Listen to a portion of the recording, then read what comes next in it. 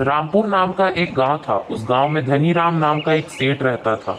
उसके साथ उसकी पत्नी सुधा और उसकी दो बेटियां रिया और प्रिया थी। दोनों बहनें बहुत अच्छी थी, लेकिन जैसे जैसे दोनों बड़ी होती गई दोनों के स्वभाव में अंतर आ गया।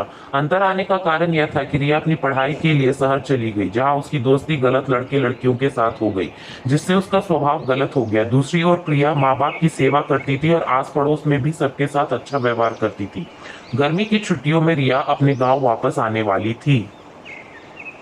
अरे सुधा, आज रिया वापस आने वाली है। जल्दी से मेज पर खाना लगाओ। अरे हाँ, मैंने तैयारी कर ली है। Hi mom, dad, I am back home. अरे ये तू क्या अंग्रेजी में अटर बटर कर रही है? देख, तेरी माँ ने तेरे लिए क्या क्या बनाया है।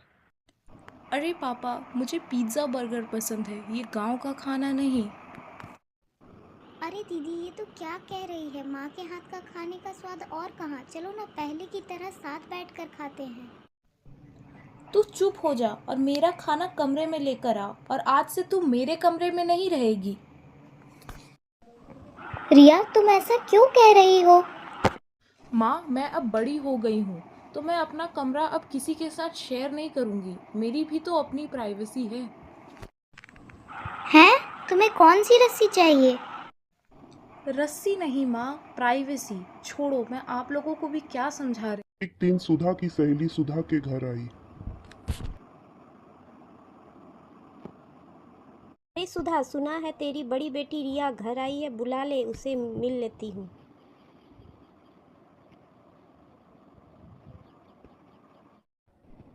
तभी रिया अपने कमरे से निकलती है और बिना मिले वह बाहर चली जाती है। सुधा आवाज लगाती है लेकिन वह नहीं आती। तभी प्रिया चाय लेकर बाहर आती है और मीना के पैर छूती है। पूछती है कि काकी आप कैसी हो। ठीक है माँ, मैं अब पढ़ने जा रही हूँ। मीना जब रिया का ऐसा बर्ताव देखती है तो सुधा को ताने मारते हुए कहती है, ए सुधा, तूने ये कैसे संस्कार दिए हैं रिया को? उसने तो मुड़कर भी नहीं देखा। इतना कहकर मीना बाहर चली गई। बाहर आकर उसने पास खड़ी काकी को रिया के बारे में बताया। काकी, सुधा की बेटी रिया तो बहुत बदतमीज हो गई है। अपनी माँ की बात सुने बिना ही वह घर से बाहर चली गई। वहीं प्रिया बहुत सहज और संस्कारी है। मेरे पैर भी छुए और हाल चाल भी पूछा।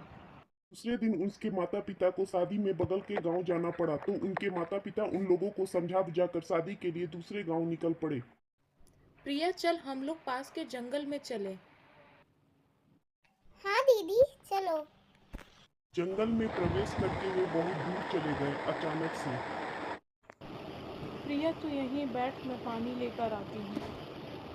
ठीक है दीदी। कुछ समय बीतने के बाद भी जब रिया नहीं लौटी तो प्रिया उसे खोजने के लिए निकल पड़ी। और थोड़ी दूर जाने के बाद देखा कि रिया सहमी सी एक जगह खड़ी है और वहीं पर एक सांप भी था। तब प्रिया ने वहीं पर खड़े एक डंडे से सांप को मारने के लिए दौड़ा। उसके बाद रिया प्रिया के पास दौड़ते हुए आई। बहन, मुझे माफ कर दे, मैं तो तुझे मुसीबत में डालना चाहती थी पर खुद ही मुसीबत में फंस गई। याद रखें, जब आप दूसरों के लिए गड्ढा खोदते हैं तो स्वयं उसमें गिर जाते हैं।